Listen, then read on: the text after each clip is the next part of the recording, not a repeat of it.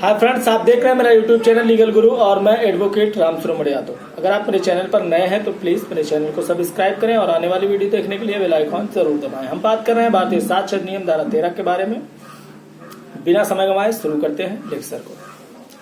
हम बात करेंगे प्रथा के बारे में। प्रथाएं है क्या? प्रथा अभ्यासिक है, प्रथा लगातार चलने वाली चीज है और यह जरूरी नहीं कि प्रथा पुरानी हो, प्रथा नई भी हो सकती है और इसके करने का एक ही क्रम नहीं रहता, ये कई प्रकार से किया जा सकने वाला कार्य है, इसीलिए ये प्रथा है। अगर ये पुरानी होती और एक ही प्रकार से की जाती तो ये रूढ़ी हो जाती। रूढ़ी वास्तव में 3 प्रकार की होती है, इसको हम समझने का प्रयास करें क्योंकि रूढ़ियों को ही न्यायालय इस सेक्शन के अंतर्गत एक्सेप्ट करता है, इसलिए रूढ़ियों को समझना अति आवश्यक हो जाता है। रूढ़ियां 3 प्रकार की होती है। एक तो प्राइवेट रूढ़ी। प्राइवेट रूढ़ी की अगर हम बात करें तो ये प्राइवेट रूढ़ियों में पुरखों से ये प्राप्त होती हैं और परिवार को एक शासित करने का कार्य करती हैं। रूढ़ियां वास्तव में इंग्लैंड देश की देन है और रूढ़ियां वहाँ ज़्यादा हैं, नियम के अनुपालन में रूढ़ियां वहाँ पर अधिक हैं इंग्लैंड में। सामान्य रूढ़ी की अगर हम बात करें तो यह व्यक्ति के एक विशाल वर्ग पर लागू होती है। जहां प्राइवेट रूढ़ी एक परिवार पर लागू होती है, वहीं सामान्य रूढ़ी एक विशाल वर्ग पर लागू होती है। ये बहुत ही ध्यान देने वाली बात है, ये दोनों अंतर हैं। अक्सर रूढ़ियां कहा किन्हें जाता है, अगर हम इसके बारे में बात करें, रूढ़ियों से क्या अपेक्षा की जाती है, रूढ़ियां कौन होंगी, अगर इसके बारे में बात करें तो रूढ़ियां जो होंगी वो नियम ही होंगे, लेकिन वो प्राचीन होंगे। रूढ़ियां प्राचीन होती हैं, रूढ़ियां युक्त होती हैं, रूढ़ियां निश्चित होती हैं, निरंतर अर्थात लगातार प्रचलन में रहने वाले नियम ही आगे चलकर रूढ़ियां बन जाती हैं।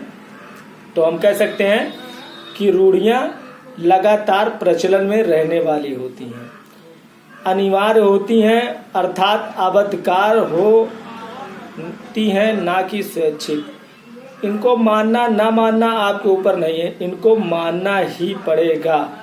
रूढ़ियां ऐसी हैं जिनका पालन करना ही पड़ेगा। ये ऐसी होती हैं, ये ऐसी नहीं होती कि इसे मानिए या ना मानिए, क्योंकि ये बहुत दिनों से चली आ रही होती हैं और ये एक कानून का रूप धारण कर लेती हैं, इस कारण इनको मानना अनिवार्य होता है। रूढ़ियां शांतिमय होती हैं, रूढ़ियां नैतिक होती हैं, रूढ़ियां लोक नीति के विरुद्ध नहीं होती हैं और रूढ़ियां ऐसी होती हैं जिसे किसी भी विधानमंडल द्वारा स्पष्ट रूप से निषिद्ध ना किया गया हो। ऐसे नियम जो बहुत दिनों से चले आ रहे हों, रूढ़ियां कहलाती हैं। समव्यवहार के बारे में अगर बात करें हम तो समव्यवहार 2 या 2 से अधिक व्यक्तियों के बीच का कार्य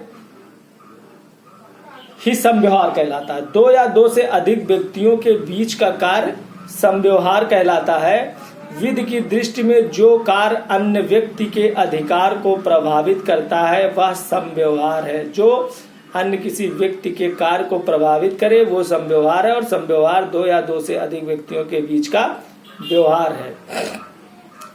समव्यवहार के परिणाम स्वरूप एक वाद हेतुक उद्भूत हो सकते हैं। समव्यवहार के कारण ही वाद विवाद की प्रक्रिया प्रारंभ होती है।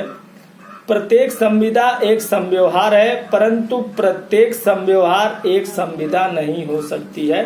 अर्थात समव्यवहार के बदौलत ही संविदा को का जन्म होता है, जबकि प्रत्येक संविदा जो है वो समव्यवहार प्रत्येक समव्यवहार जो है वो संविदा नहीं हो सकती, लेकिन प्रत्येक संविदा समव्यवहार होती है। अधिकार या रूढ़ियों का साबित किया जाना। न्यायालय में कब अधिकार या रूढ़ियों को साबित किया जा सकेगा? रूढ़ियां पहली बात तो विधि और तत्व का मिश्रित प्रश्न होती हैं। किसी बात को विधिक रूप से हो जाना ही रूढ़ियां हैं, तो हम कह सकते हैं कि रूढ़ियां विधि और तत्व का मिश्रित प्रश्न होती हैं।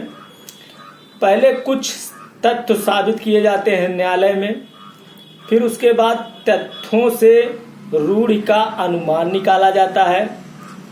यह अनुमान विधिक अनुमान होता है और न्यायालय इसे एक्सेप्ट करती है साक्ष्य के रूप में। प्रत्यक्ष साक्ष्य के द्वारा रूढ़ियों को साबित किया जा सकता है। रूढ़ के बारे में साक्षियों ने अपने पूर्वजों से जो भी सुना है उसका मौलिक साक्ष्य न्यायालय में दे सकते हैं और न्यायालय ऐसे साक्ष्यों को ग्रहण करता है।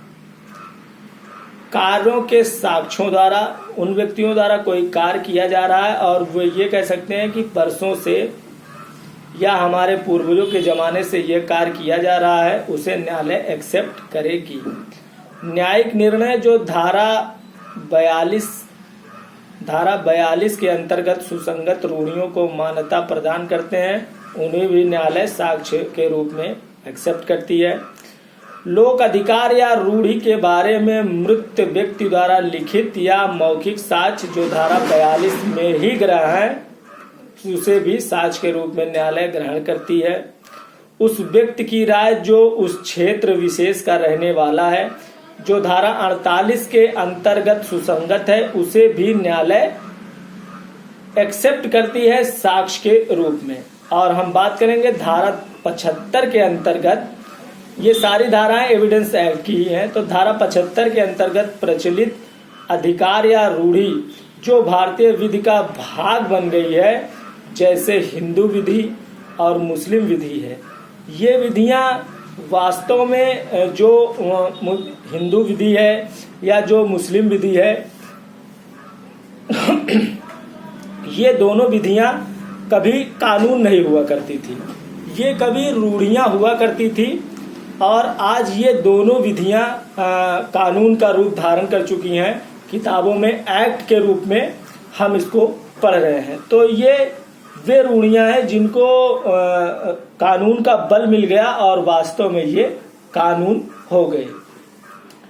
पारिवारिक रूढ़ि के सबूत की अगर हम बात करें तो पारिवारिक व्यक्तियों के आचरण में पारिवारिक रूढ़ि आ जाती है और उसको साबित करने का बहुत सा प्रकार है, उसको समझ लेते हैं।